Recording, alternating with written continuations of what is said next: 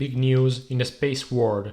NASA just announced its reopening of the Artemis III lunar lander contract to competition. Welcome back on the SpaceInfo channel.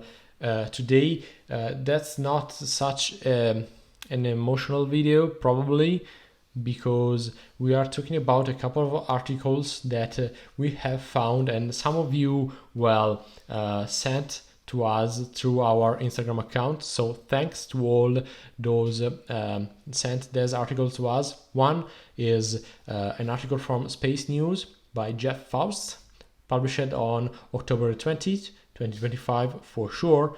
And the other is a thread on Reddit, on the SpaceX subreddit, where they are going to discuss the fact that NASA Administrator Duffy says that NASA will open Artemis III lander contract to competition, and this is something that is going to, for sure, give competition to other private companies, something that may be unexpected, but today we're going to talk about this, because this means that SpaceX, which was originally selected to build the lander that will take astronauts back to the moon, might soon face new rivals for that job.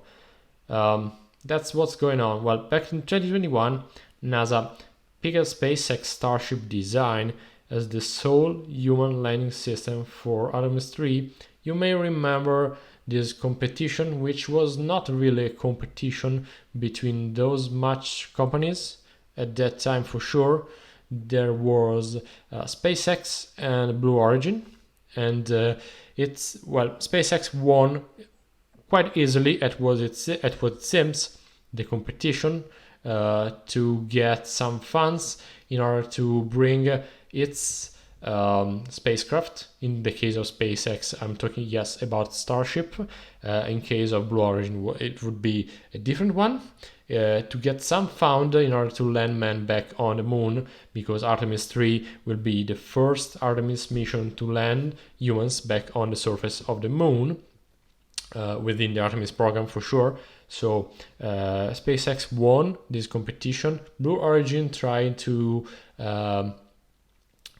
go for legal ways towards NASA, but the instance was just basically not considered by the agency. So SpaceX appeared to be the only winner of this competition. But as we have seen, Starship development has been taking longer than planned, and with each delay, NASA lunar timeline slips farther into the future.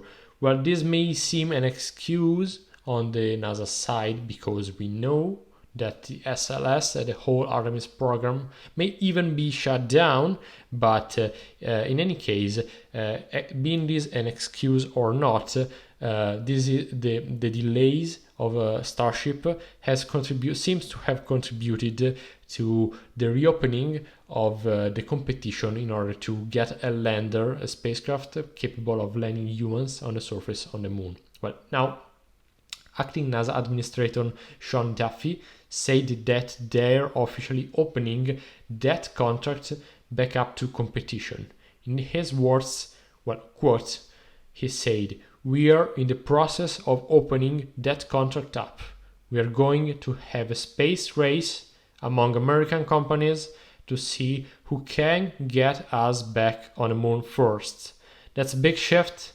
We don't really know what are the reasons behind these decisions. For sure, political reasons are part of the process. Maybe they are the main reasons. We don't know. But NASA is no longer just relying on SpaceX to make the human landing on the moon happen again. So what does this mean in practice? NASA is asking companies, including SpaceX and Blue Origin, to submit what they are calling acceleration approaches by October 29th. Yes, 2025. So basically, they are telling us how fast you can realistically get astronauts safely on the lunar surface and what it would take to speed things up. doesn't cancel SpaceX contract for who you are wondering. So SpaceX won that contract. NASA is not stepping back from that, but as said, it's reopening the competition. It does mean that other players could jump in for Artemis 3 and not just later missions. So what's the main reason of this? Well, the main reason, the apparent one, the public one, what they declared, we don't know, but if it's not the only, it's probably the main one and the most accredited also by the general public and also by the expert. Something which is in sight of everyone, the schedule.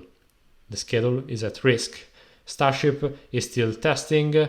Yesterday we talked about the flight 11 of Starship. You can see the video or the podcast on the YouTube channel, so subscribe.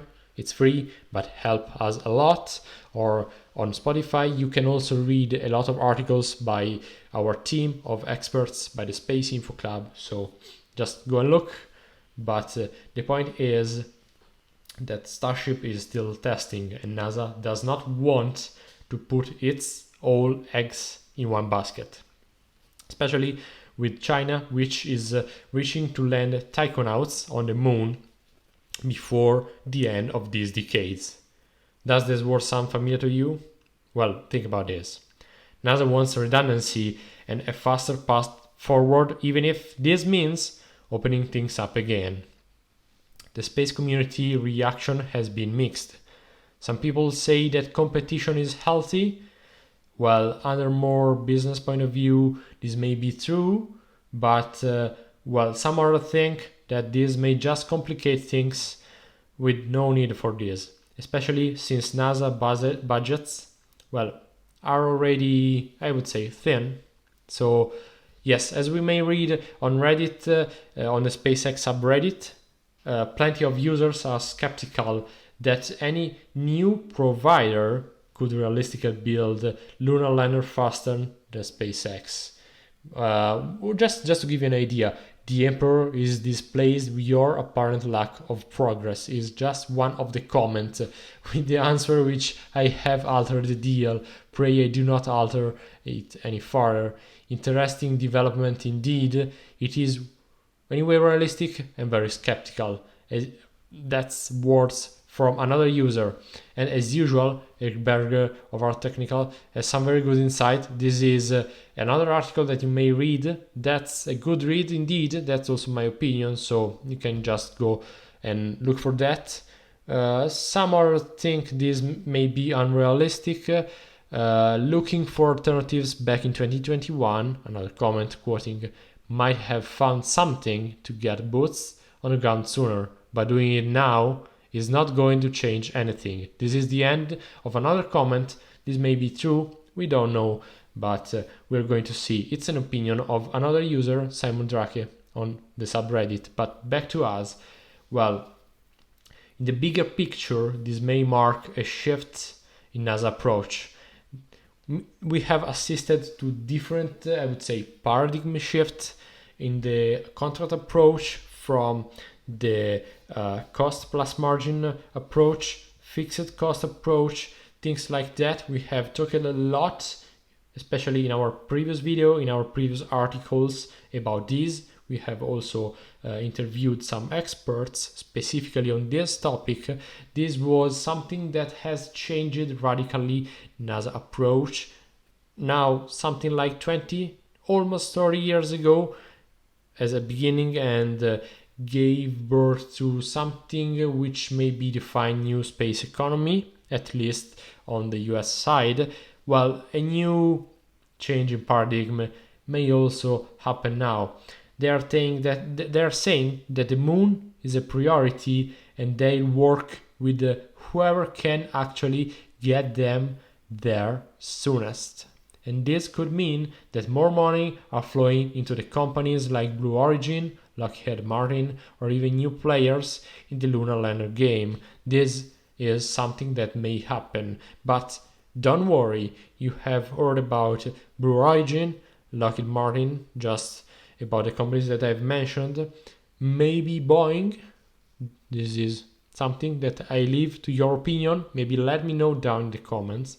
But those are big companies. What about startups? Well, they may have a role in these, but if you want my opinion, well, space startups for sure will have a role in new lunar exploration, but landing humans is a different beast. You need to have logistics capability. You need scale economy. You have to have a big business, not only in terms of money, but in terms of people, technical skills, industrial power, in order to build those kind of machines.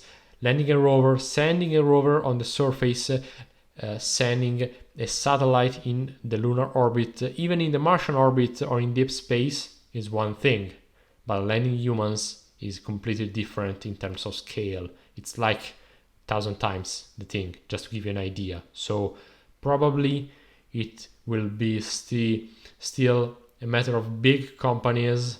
The fact that the deed of landing men on and women, so talking about humans on the moon, but we'll see. So to sum everything up, NASA is reopening the Artemis III lunar lander contract because those delays are stacking up. Competition is heating up, and the race back to the moon just got a whole lot more interesting. So what do you think will win the lunar land race? Still SpaceX, Blue Origin, or someone totally new? Just let me know in the comments. If you like space news updates like this, hit a like, subscribe, and I'll keep you posted in the next chapter of the Artemis program. Let me know. See you in the next video, and bye.